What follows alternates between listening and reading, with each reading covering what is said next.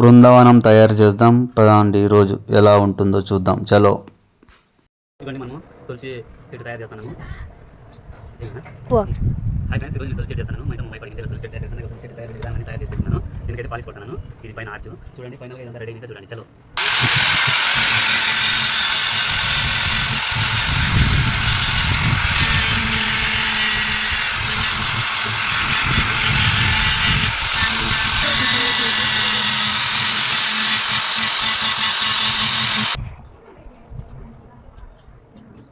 నిమిషంలో మన పని ఉంది.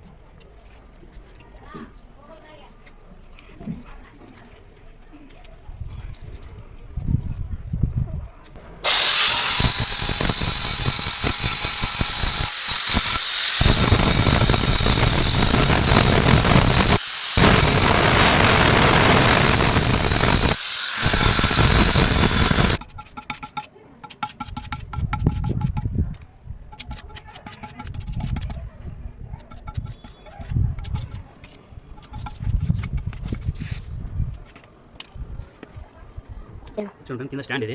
దీని కింద స్టాండ్ మన తులసి చెట్టు కింద.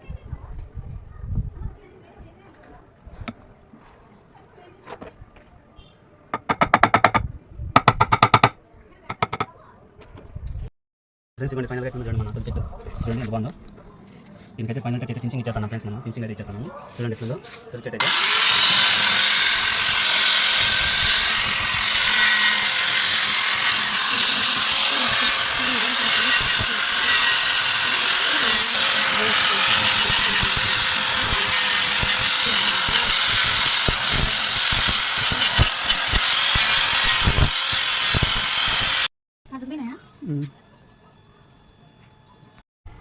చూడండి ఫ్రెండ్స్, మనకి తులసి చెట్టు అయితే తయారు చేసాం. నేను చూపించాను చూడండి.